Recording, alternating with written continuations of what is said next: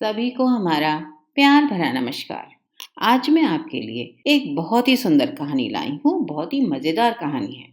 कहानी का नाम है भेड़ और भेड़िया। भेड़ यानी कि शीप और भेड़िया यानी कि वोल्फ। भेड़ को देख करके हमारे मन में बड़ा प्यार आता है। नाजुक सी, छोटी सी, बहुत ही प्यारी। और भेड़िया उतना ही खतरनाक लगता है। उसको देख करके ही डर जाते हैं। बस कलेजा मुंह को आ जाता है। और जरा कल्पना करिए, हमारी इस कहानी का नाम भी भेड़ और भेड़िया है। तो देखें आपके मन में क्या विचार आता है। चलिए जरा इस कहानीकार के बारे में भी जानते हैं, जो कि हरिशंकर परसाई जी हैं। हमने हरिशंकर परसाई जी की कुछ और कहानियां भी पढ़ी हैं पहले, जैसे कि भोला राम का जीव। उस पर आपने पहले भी वीडियो देखा होगा, है ना मजेदार कहानी। तो ये भी बहुत मजेदार कहानी है। हरिशंकर परसाई जी के बारे में हम लोग पहले जान चुके हैं। चलिए एक छोटा सा रिकैप करते हैं। आपका जन्म होशंगाबाद में हुआ था और आप एक व्यंग कलाकार हैं। कलाकार मैंने इसलिए कहा, जो लेखक होता है वो भी कलाकार ही होता है। वो कलम का कलाकार होता है। तो हरिशंकर परसाई जी कलम के कलाकार हैं। और आपकी भाषा एकदम दिल को छू लेने वाली है। इसमें कुछ अनोखा कटाक्ष है जो वाकई दिल में नश्तर की तरह चुभ जाता है। और बहुत कुछ हमारे रोजमर्रा के जीवन से मिला जुला होता है, जैसे कि इलेक्शंस, हमारे नेता और वो क्या करते हैं, कितने वादे करते हैं और कितने वादे पूरे करते हैं। आपकी मशहूर कहानियों में जैसे कि रानी नागफनी की कहानी, तट की खोज, ज्वाला और जल, बड़ी ही मशहूर कहानियां हैं। आपने कुछ उपन्यास भी लिखे हैं, जैसे तिरछी रेखाएं। कभी मौका मिले तो इसे जरूर पढ़िएगा, आपको बहुत मजा आएगा। चलिए वापस आते हैं अपनी आज की कहानी पर, भेड़ और भेड़िया। मगर उससे पहले आपसे एक छोटी सी रिक्वेस्ट है। प्लीज इसको पूरा देखिएगा, पूरा ध्यान से सुनिएगा, तभी आपको अपने सवालों के जवाब मिलेंगे और तभी आपको बहुत मजा आएगा, है ना। और हाँ, अगर पसंद आए तो लाइक करिएगा, अगर नहीं पसंद आए तो प्लीज कमेंट करिएगा। चलिए वापस हम अपने भेड़ और भेड़िए के पास चलते हैं। ये कहानी एक जंगल की है। कहानी कुछ इस तरह से शुरू होती है। एक बार वन के पशुओं को ऐसा लगा कि वे सभ्यता के उस स्तर पर पहुंच गए हैं जहां उन्हें एक अच्छी शासन व्यवस्था अपनानी चाहिए। और एक मत से यह तय हो गया कि वन प्रदेश में प्रजातंत्र की स्थापना की जाएगी, यानी कि डेमोक्रेसी की। पशु समाज में इस क्रांतिकारी परिवर्तन से एक हर्ष की लहर दौड़ गई थी कि सुख, समृद्धि, सुरक्षा, स्वर्ग युग आएगा। अब कोई किसी को नहीं खाएगा, कोई किसी को नहीं मारेगा। सब बहुत खुश थे। जब इलेक्शन होता है हम लोग भी ऐसे ही खुश होते हैं। एक नया नेता आएगा, कुछ नया चमत्कार कर देगा। उम्मीद पर तो दुनिया कायम है। जिस वन प्रदेश में हमारी कहानी ने चरण धरे हैं, यानी कि जिस वन प्रदेश की ये बात हो रही है, उसमें भेड़ें बहुत थीं, यानी कि शीप्स, और भेड़िया काफी कम थे। भेड़ें बहुत ही नेक, ईमानदार, कोमल, नाजुक और बहुत विनयी थीं, बहुत दयालु थीं। निर्दोष पशु जो घास तक को फूक फूक कर खाते हैं, कुछ ऐसी थी भेड़ें यहाँ की। और भेड़िया तो बहुत खतरनाक होता है। भेड़ों ने सोचा, अब हमारा सारा डर चला जाएगा, सारा भय दूर हो जाएगा। हमें अपने प्रतिनिधियों से कानून बनवाएंगे। उन्होंने सोचा कि इलेक्शन होगा भाई, अब तो डेमोक्रेसी आ रही है, हम कुछ नए कानून बनवाएंगे। कोई जीवधारी किसी को न सताए, किसी को न मारे, सब जिए और जीने दें। स्नेह, शांति, प्रेम, बंधुत्व और सहयोग पर समाज आधारित होगा। कल्पनाएं तो हम सब भी बड़ी करते हैं। जब हमारे देश में इलेक्शन होता है तो हमें लगता है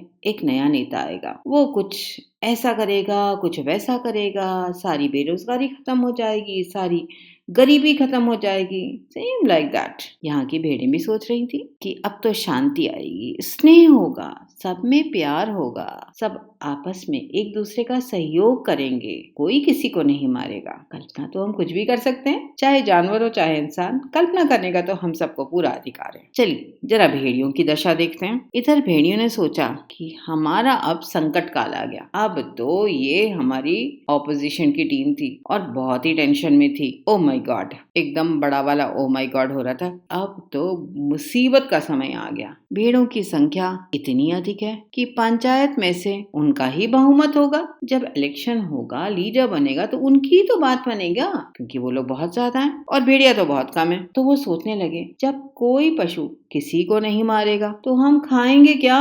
हमें भी इनकी तरह घास ही चरना पड़ेगा। सारे भेड़िया बहुत ही टेंशन में थे। क्या किया जाए आखिर? ज्यों ज्यों चुनाव समीप आता जाता, ज्यों ज्यों वोटिंग का दिन और करीब आ रहा था। सबका टेंशन बढ़ता जा रहा था और भेड़ें जो थी, जो हमारी प्यारी प्यारी शीप्स थी, उनके उत्साह की कोई ठिकाना नहीं था। उनको बड़ी उम्मीदें थी, एक नया नेता आएगा। एक दिन बूढ़े सियार ने भेड़िए से कहा, मालिक आजकल आप बड़े उदास रहते हैं। सियार की और भेड़िए की बड़ी दोस्ती थी। जब भेड़िया उदास है, सियार को समझ में आ गया। उसने कहा, मालिक क्या बात है, आज आप इतना उदास क्यों रहते हैं आजकल? और आज तो कुछ ज्यादा ही उदास है। जंगल की प्रथा कुछ ऐसी थी कि हर भेड़िए के पास 2-4 सियार रहते थे। भेड़िया जब अपना शिकार कर लेता था, अपना खाना खा लेता था, तो सियार का काम होता था उन हड्डियों में से मांस को नोच नोच के खाना, हड्डियों को चूसना और भेड़ियों की चाटुकारिता करना, यानी कि बटरिंग करना। आप तो महान है। वे भेड़ियों के आसपास दुम हिलाते रहते, उनकी सेवा करते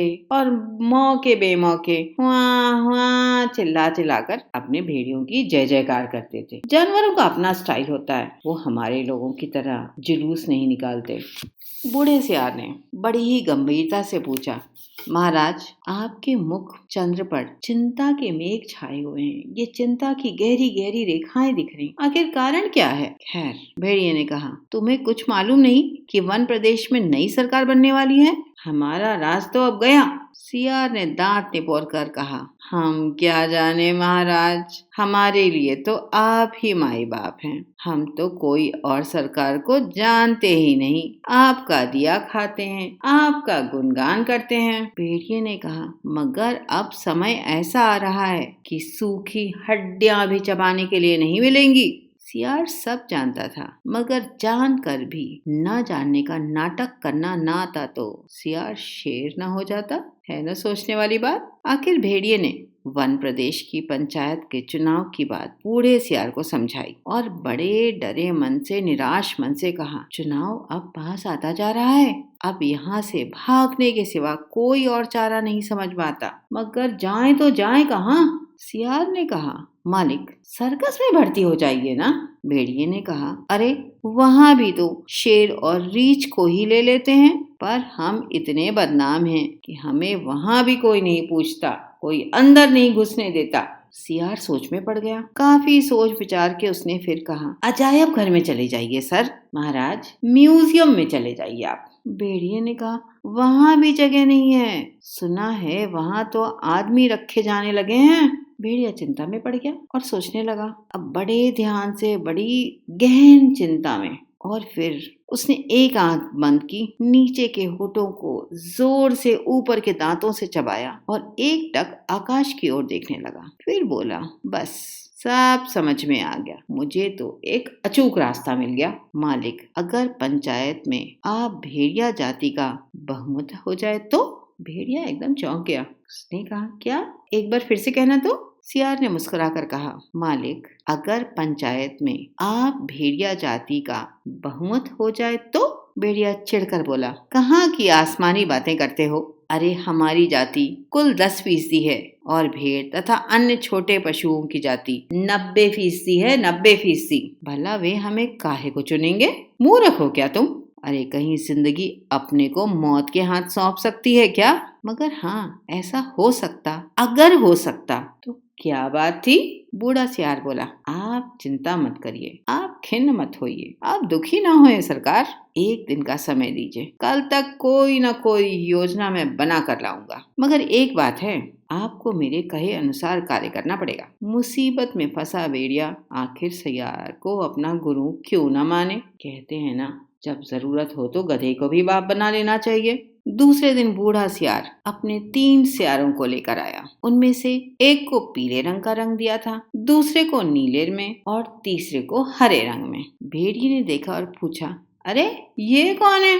बूढ़ा सियार बोला, ये भी सियार हैं सरकार, मगर रंगे सियार हैं। आपकी सेवा करेंगे, दिल से आपकी सेवा करेंगे, आपके चुनाव का प्रचार करेंगे, पब्लिसिटी। भेड़िए ने शंका की, मगर इनकी बात मानेगा कौन? ये तो वैसे ही छल कपट के लिए बदनाम है। सियार ने भेड़िए का हाथ चूमकर कहा, बड़े भोले हैं आप सरकार, अरे मालिक, रूप रंग बदल देने से तो सुना है आदमी तक बदल जाते हैं, फिर ये तो सियार हैं। और तब बूढ़े सियार ने भेड़िए का भी रूप बदल डाला। मस्तक पर तिलक लगाया, गले में कंठी पहनाई, मुंह में घास के तिनके खोस दिए। बोला, अब आप पूरे संत हो गए। सेंट, भेड़िया और सेंट। अब भेड़ों की सभा में चलेंगे, मगर 3 बातों का ख्याल रखना है। आप अपनी, जी हाँ, आप अपनी हिंसक आंखों को ऊपर मत उठाइएगा। हमेशा जमीन की ओर देखते रहिएगा और कुछ भी बोलना नहीं है, नहीं तो बस सारी पोल खुल जाएगी। वहाँ बहुत सी भेड़ें आएंगी, सुंदर सुंदर, मुलायम मुलायम, प्यारी प्यारी। तो कहीं किसी को तोड़ मत खाना। भेड़िए ने पूछा, लेकिन ये रंगे सियार क्या करेंगे? ये किस काम आएंगे? बूढ़ा सियार बोला, ये बड़े काम के हैं सरकार। आपका सारा प्रचार तो ये ही करेंगे। इन्हीं के बल पर तो आप चुनाव लड़ेंगे। ये पीला वाला सियार बड़ा विद्वान है, विचारक है, कवि है और हाँ, लेखक भी है। और ये नीला सियार नेता है और पत्रकार है। और ये हरा धर्मगुरु है। बस अब चलिए, जल्दी से तैयार हो जाइए, हम भेड़ों की सभा में जाएंगे। जरा ठहरो, भेड़िए ने बूढ़े सियार को रोका। कवि, लेखक, नेता, विचारक, ये तो सुना है बड़े अच्छे अच्छे लोग होते हैं, और ये तीनों?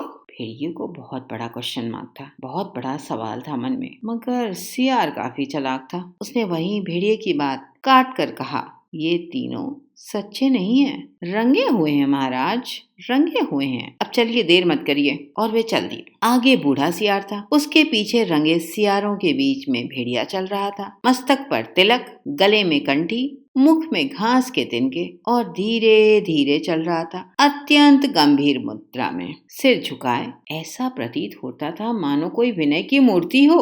उधर एक स्थान पर सहस्त्रों भेड़ें इकट्ठे हो गई थी उस संत के दर्शन के लिए, जिसकी चर्चा बूढ़े सियार ने फैला रखी थी। चारों सियार भेड़िए की जय बोलते हुए, जय जयकार का नारा लगाते हुए भेड़ों के झुंड के पास आए। बूढ़े सियार ने एक बार जोर से संत भेड़िए की जय बोली। भेड़ों में पहले से ही यहाँ वहाँ बैठे सियारों ने भी जय ध्वनि की। भेड़ों ने देखा तो वे बोली, अरे भागो, ये तो भेड़िया है, भेड़िया।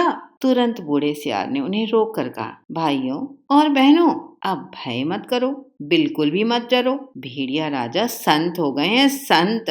उन्होंने हिंसा बिल्कुल छोड़ दी, उनका हृदय परिवर्तन हो गया है। आपने देखा होगा ना, नेताओं का इलेक्शन के समय कैसा हृदय परिवर्तन होता है, कैसे नम्र दिखते हैं। ठीक वैसे ही यहाँ भेड़िए का भी हृदय परिवर्तन हो गया था भाई। हाँ, सियार कहता है, आज 7 दिनों से घास खा रहे हैं, रात दिन भगवान के भजन और परोपकार में लगे रहते हैं। उन्होंने अपना जीवन जीव मात्र की सेवा में समर्पित कर दिया है। अब वे किसी का दिल नहीं दुखाते, किसी का रोम तक नहीं छूते। भेड़ों से उन्हें विशेष प्रेम है। इस जाति ने जो जो कष्ट सहे हैं, उनको याद करके कभी कभी संत भेड़िया की आंखों में आंसू आ जाते हैं। उनकी अपनी भेड़िया जाति ने आप पर जो जो अत्याचार किए हैं, उनके कारण भेड़िया संत का माथा लज्जा से झुक जाता है। सो आप अभी भी देख रहे हैं, झुका ही हुआ है। परंतु अब वे शेष जीवन आपकी सेवा में लगाकर तमाम पापों का प्रायश्चित करना चाहते हैं। आज सवेरे की बात बताऊं आपको। एक मासूम भेड़ के बच्चे के पाँव में कांटा लग गया, तो भेड़िया संत ने उसे दांतों से निकाला। हाँ, अपने दांतों से निकाला। पर जब वह बेचारा कष्ट से चल बसा, स्वर्ग सिधार गया, तो हमारे भेड़िया संत ने सम्मान पूर्वक उसकी अंत्येष्टि क्रिया की। अब तो वे सर्वस्व त्याग चुके हैं। अब आप उनसे भय मत करें, उन्हें अपना भाई समझें। सब मिलकर बोलो, संत भेड़िया जी की जय। और जय जयकार का नारा लगने लगा। भेड़िया जी अभी तक उसी तरह गर्दन झुकाए हुए विनय की मूर्ति बने बैठे थे। बीच बीच में कभी कभी सामने की ओर इकट्ठी भेड़ों को देख लेते तो मुंह से पानी आने लगता, मगर बड़ी मुश्किल से अपनी उन टपकती हुई लारों को गुटक जाते। बूढ़ा सियार फिर बोला, भाइयों और बहनों, मैं भेड़िया संत से अपने मुखार बिंद से आपको प्रेम और दया का संदेश देने की प्रार्थना करता हूँ। यानी कि बूढ़े सियार जी ने कहा, मैं चाहता हूँ कि संत भेड़िया आप सबको प्रेम और दया का संदेश दें। मैं उनसे ये प्रार्थना करता, मगर प्रेमवश उनका हृदय भर आया है। वे गदगद हो गए हैं और भावाविभोर हो गए हैं। उनका कंठ अवरुद्ध हो गया है, यानी कि उनके गला भर आया है। बहुत ही इमोशनल हो गए हैं। वे बोल नहीं सकते। अब आप इन तीनों रंगीन प्राणियों को देखिए। आप इन्हें ना पहचान पाए होंगे। पहचाने भी कैसे? ये इस लोक के जीव थोड़े ही ना हैं। ये तो स्वर्ग के देवता हैं, देवता जो हमें सुपदेश देने के लिए पृथ्वी पर आए हैं। अपने सुंदर विचार हमें बताने के लिए पृथ्वी पर आए हैं। मधुर उपदेश देने के लिए पृथ्वी पर आए हैं। ये पीले विचारक हैं, कवि हैं, लेखक हैं, नीले नेता हैं और स्वर्ग के पत्रकार हैं, और हरे वाले धर्मगुरु हैं। अब कविराज आपको स्वर्ग संगीत सुनाएंगे। हाँ कवि जी। सभी भेड़ें पूरी तरह से सियार की बातों में आ चुकी थी और बड़े आराम से बैठ करके संगीत का आनंद लेना चाहती थी। तभी पीले सियार ने हुआ हुआ के सिवा कुछ और तो आता ही नहीं था, हुआ हुआ चिल्ला दिया। शेष सियार भी हुआ हुआ बोल पड़े। बूढ़ा सियार काफी समझदार था। उसने अपनी आंखों के इशारे से सबको मना कर दिया। एकदम शांति और चतुराई से बात को यूं कहकर संभाला, भाई कवि जी को तो कोरस में गीत आते हैं, पर कुछ समझे आप लोग? कैसे समझ सकते हैं? अरे कवि की बात सबकी समझ में आ जाए तो वो कवि काहे का? हमारे कवि महाराज कह रहे हैं, जैसे स्वर्ग में परमात्मा वैसे ही पृथ्वी पर भेड़िया है। हे भेड़िया जी महान हैं, आप सर्वत्र व्याप्त हैं, आप सर्वशक्तिमान हैं। प्रातः आपके मस्तक पर तिलक लगाता है, संध्या की उषा आपका मुख चूमती है, पवन आपको पंखा झलती है और रात्रि आपकी ही ज्योति से आकाश में तारे बनकर चमकती है।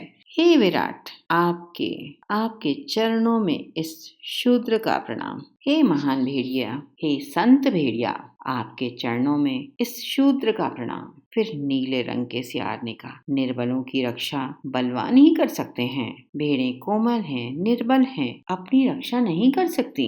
भेड़िए बलवान हैं, उनके हाथ में अपने हितों को छोड़ निश्चिंत हो जाइए। वे तो तुम्हारे भाई हैं, आप एक ही जाति के हो। तुम भेड़, वो भेड़िया, कितना कम अंतर है। और बेचारा भेड़िया व्यर्थ ही बदनाम कर दिया गया कि वह भेड़ों को खाता है। अरे खाते और हैं, हड्डियां उनके द्वार पर फेंक देते हैं। अब इसमें भेड़िया महाराज का क्या कसूर? वे व्यर्थ ही बदनाम होते हैं। तुम लोग भी पंचायत में बोल भी नहीं पाओगे। भेड़िए महाराज बलवान हैं, यदि तुम पर कोई अन्याय होगा तो डटकर लड़ेंगे। इसलिए अपने हित की रक्षा के लिए भेड़ियों को चुनकर पंचायत में भेजो। बोलो संत भेड़िया महाराज की जय, संत भेड़िया महाराज की जय। फिर हरे रंग के धर्मगुरु ने अपना उपदेश दिया, जो यहाँ त्याग करेगा वह उस लोक में जाएगा, जो यहाँ दुख भोगेगा वो वहाँ सुख पाएगा, जो यहाँ राजा बनाएगा